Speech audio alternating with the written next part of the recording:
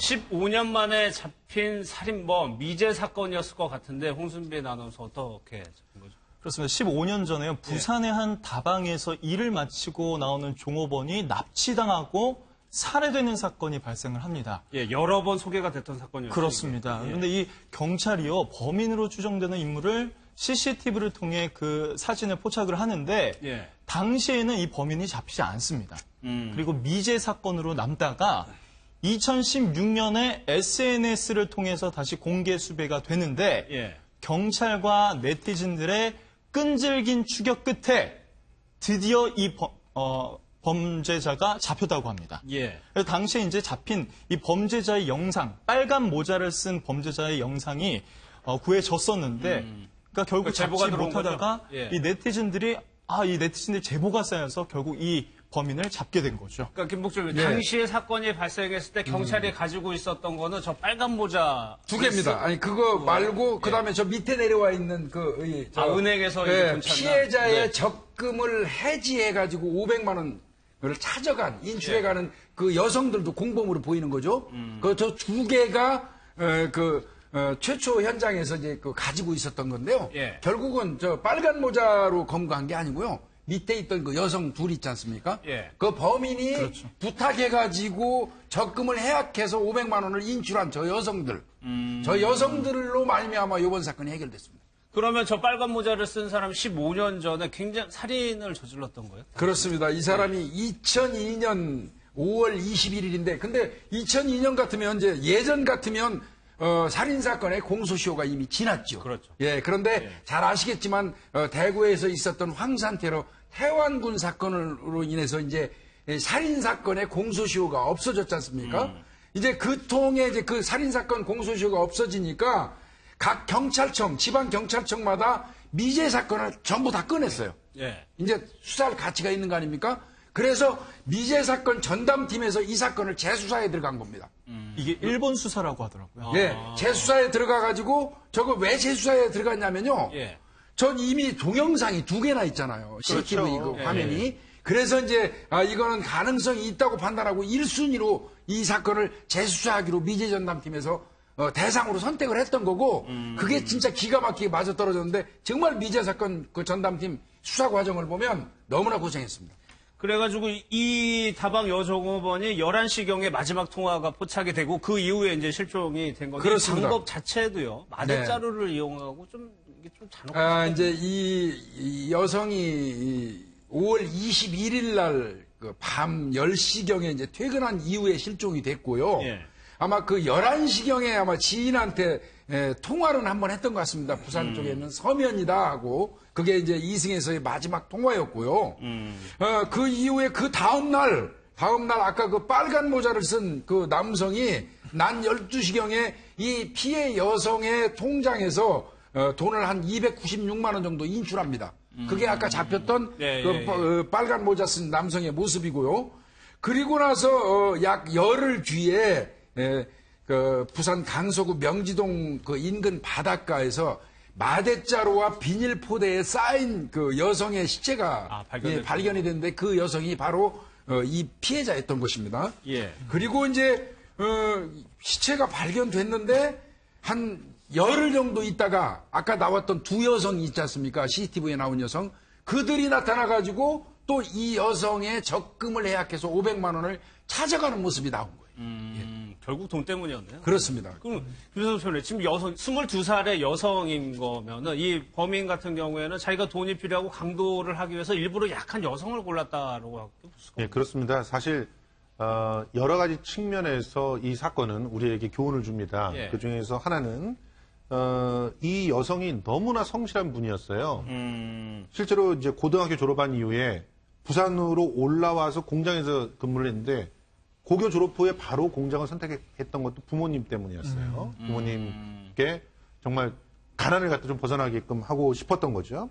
그래서 또 2001년 만에 이제 다방에 취업을 하긴 하는데 그 다방에 취업한 이유도 제과 제빵사 자격증을 딸 돈을 마련하기 위해서였어요. 그러니까 공장에서 근로를 하는 걸로는 그 시간도 너무나 길고 일하는 시간이. 그래서 자기의 미래가 바뀌지 않겠다고 생각을 해서 미래를 위해서 잠시 동안 정말 빠른 길이라고 생각하는 것을 선택을 한 겁니다. 그때 사고를 당했어요.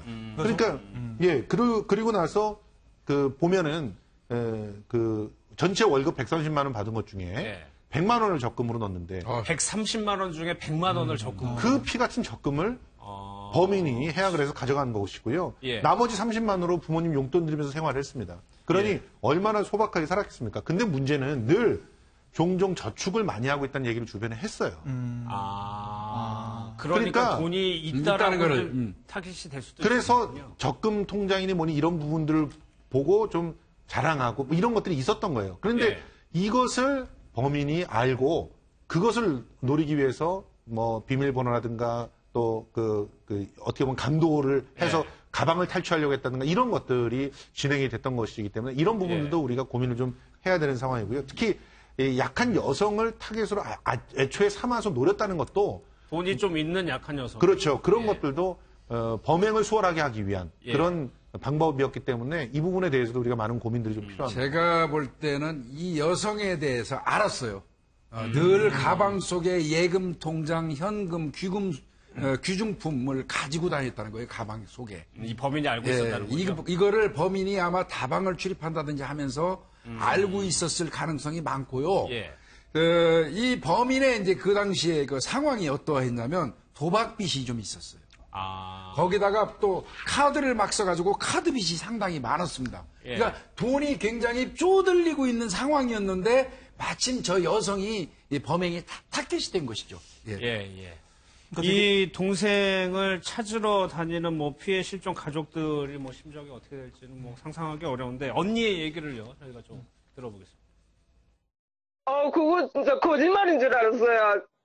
너무너무 놀랬고요. 너무너무 고맙고 말로 다 할 수가 없을 정도 너무너무 고마웠어요. 그게 말로 다 표현을 할 수가 없어요. 일단은 우리는 이제 영원히 못 잡을까봐 그게 제일 그거였는데 이렇게 해줘서 잡아줘서 너무 고맙고요. 모든 사람한테 다 고마워요. 태안이법 때문에 공소시효가 없어진 것도 고맙고 그 형사분들 그렇게 힘들게 그렇게 노력해줘가지고 이렇게 잡은 것도 고맙고 다 고마워요. 모든 사람들한테 진짜 고마워요. 이철 변호사님 저희가 뭐 얘기를 들어봤지만 목소리 자체가 울먹이면서 고맙다는 얘기밖에 못하네요. 15년 동안 얼마나 마음 졸여서 지내셨겠습니까? 그래서 원한이라도 풀어야지. 진실을 밝히는 게 가족들의 어떻게 보면 마지막 소원이잖아요. 그래서 지금이라도 잡혀서 정말 다행이고요. 그래서 공소시효가 이제 남아있는 2015년 8월 1일 이후로 이제 살인자 같은 경우 공소시효가 없어졌거든요. 그래서 아직 남아있는 모든 이제 미제 사건에 대해서 전담팀을 꾸려서 수사한다고 하는데 제 생각에는 이미 2015년 8월 1일을 기준으로 공소시효가 끝난 사건도 예를 들어서 개구리 소년 사건이라든지 살인의 추억 사건 법적으로 처벌할 수는 없지만 사회적으로는 단죄를 해야 되거든요. 이런 범인은. 이런 범인은 만약 공소시효 지났다고 지금 편안하게 지내고 있을 거 아닙니까? 그런 사람들 사회적으로 단죄하기 위해서라도 이런 사건도 어떻게 보면 수사를 해야 되는 거 아닌가 이런 생각이 듭니다. 근데 이번에 저번에는 못 잡고 이번에는 잡을 수 있었던 것이 보니까 통화 내역을 무려 15,000건을 다 일일이 조사를 했어요. 경찰. 그런데요, 이제 경찰에서 제일 먼저 수사에 착수하는 거는 사건 현장 반경 내에 있는 기지국 수사라고 해요, 그거를. 그래서, 이 피해자가 없어진 그 지역, 그쪽을 중심으로 해가지고 이제 뽑아보니까 통화 내역이 15,000건 정도 되는 겁니다. 그런데 15,000건. 워낙에 이게 2002년도니까 15년 전이잖아요. 그러다 보니까 이제 휴대폰 추적이 사실은 참 어려웠어요. 이게 상당히 좀 어려워서 이제 난관에 빠져 있던 중에 안 되겠다 그래가지고 통신 수사를 하는 과정에서 이거를 SNS하고 이쪽에 다 올린 겁니다. 경찰에서. 혹시 그 빨간 모자 쓴 사람, 그 다음에 적금 해약한 그 여성 두 사람, 이 사람들을 아는 사람이 있으면 연락을 주십시오 하고 올렸는데 저 여성 중에 이모 양이 있었어요. 그 사람을 아는 지인이 경찰로 연락을 해줬어요. 그래서 이제 거기서부터 물꼬가 터진 거죠. 저 여성 중에 한 명을 경찰이 이제 추적을 했고요. 그 여성을 추적해서 이제 범인이 그 빨간 모자의 양 씨라는 걸 알게 됐는데 알아가는 과정이 굉장히 힘들었습니다. 그러니까요. 휴대전화번호를 그 범인하고 통화했는데 그 당시에 통화했던 그 번호가 없지 않습니까? 그러다 보니까 그 번호를 빼려고 이 여성의 은행 금융거래 자료까지 다 뽑아서 예전 전화번호까지 뽑고 또 양씨 그 범인도 또 그런 식으로 뽑고 해가지고 엄청나게 그 어려운 그 노력을 해서 범인을 특정한 거고요. 그러니까 그 경찰이 좀 큰 성과를 거둔 거예요. 굉장히 힘들게 15,000건을 다 전수조사를 한 거니까. 그런데 지금 이 사람이 잡혔는데 이 범행 자체를 좀 부인하고 있다. 본인은 그 범행을 적극 부인하고 있는데요.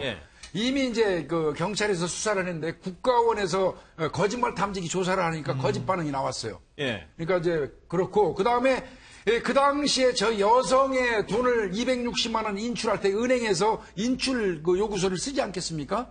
거기에 썼던 필적과 지금 현재 이 범인의 필적을 대조하니까 동일인 걸로 발견이 됐고요. 그 다음에 그 당시에 그 범인하고 동거했던 여성이 있었습니다. 그 여성을 참고인으로 데려다 조사를 했는데 범행 직후에 같이 범인이 뭐 좀 날라달라 해가지고 이 마대자루하고 비닐에 덮여 있는 뭔가를 옮겼다. 물컹한 뭔가를 같이 옮겼다 하면서 그 마대자루에 대한 거를 자세히 그 동거녀가 진술을 했어요. 근데 실제로 발견됐을 때 그 마대자루의 그 형상, 모습하고 똑같습니다. 그래서 이거는 100% 범인이 맞는 걸로 밝혀졌습니다. 이 피해자가, 가해자가 지금 뭔가 착각을 하고 있는 것 같아요. 15년이나 지났으니까 자신이 부인하면 빠져나갈 수 있겠지 이렇게 생각하는데 제가 보더라도 이 정도 증거면 충분히 법정에서 살인죄 유죄 판결 나올 수 있거든요. 근데 계속해서 범행을 부인하면은 어떻게 보면 반성하고 있지 않다고 해서 최고형이 올라갈 수 있어 무기징역형이 나올 수도 있습니다. 그렇기 때문에 지금이라도 빨리 인정하고 반성하는 모습을 보여야지 그나마 형량을 조금이라도 강경할 수 있을 거예요. 그런데 이 증거 말고 또 증거가 있다고 해요. 그 수천 말씀하시는 거예요? 예, 맞습니다. 이게 뭐냐면 이제 이 양모 씨가 이 태양 다방과 관련되어 있는 범행 이후에도 범행을 했더라고요. 그래서 2002년에는 미성년자 성매매 알선 혐의로 징역을 받았고 집행유예 받았고 그다음에 2003년에 부녀자 특수강도강간 이거는 상당히 비슷한 거죠. 특수강도강간.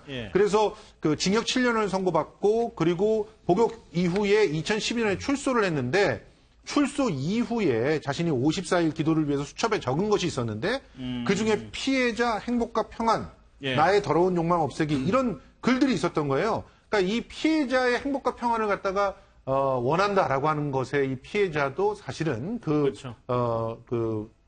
분일 가능성이 상당히 높다는 것이죠. 이런 부분들이 이제 또 증거자료로 채택될 가능성이 있지 않나 생각이 됩니다. 좀 잡아서 다행이긴 합니다만 2003년도에 부녀자 특수 강도 강간, 그러니까 처음에 잡았으면은 이후에 좀 범죄는 막을 수도 있었다는 그렇죠. 근데 이제 그 당시에는 제가 이제 경찰 쪽을 변명하려고 하는 건 아닌데요. 2002년도에 범행이 발생했을 때 각 CCTV는요. 솔직히 말씀드려서 거의 구분이 불가능할 정도였습니다. 지금은 경찰에서도 그동안 노력하고 각종 지자체에서 정부에서 협조를 많이 하기 때문에 우리가 지금 발견들 하는 CCTV 그 동영상이 굉장히 선명합니다. 지금 보는 거는 화소수가 좋은데요. 솔직히 2002년도에는요. 그 CCTV 자체가 정상적으로 찍혀도 구분하기가 진짜 힘들었어요. 아마 수사하는데 어떤 한계는 분명히 있었을 것으로 보입니다. 글쎄 피해자의 억울함이 조금이나마 좀 풀렸으면 좋겠는데 이 피해자의 언니 얘기를요 좀 마지막으로 들어보겠습니다. 맨날 그게 생각이 나죠. 잠도 제대로 못 자고 항상 저는 이제 제가 결혼하고 나서 이제 저는 이제 같이 있었어요. 결혼하기 전에. 결혼하고 나서 이제 동생과 떨어지고, 그리고 얼마 안 있어서 동생 그런 사고가 나가지고, 그게 이제 제일 한이 맺혀요, 저는. 그때 내가 결혼하면서 같이 그리고 때리고 있을 거라는 게 후회가 되고, 동생 그렇게 놔둔 게 내 때문인가 싶기도 하고, 이제 잡혔으니까 진짜 편안하게 아무 생각 없이 편안하게 잘 지냈으면 좋겠다는 얘기. 그리고 단 한 번이라도 꿈속에 한 번만 딱 나타났으면 제가 이런저런 얘기할 수 있게 편안하게 쉬어라고 얘기할 수 있을 꿈에 한 번이라도 제 꿈이 아니라도 부모님 꿈이라도 좋으니까 한 번만 딱 얼굴 한 번 보여줬으면 좋겠어요. 진짜 편안하게 이제 잘 지냈으면 좋겠다는 얘기 해주고 싶어요.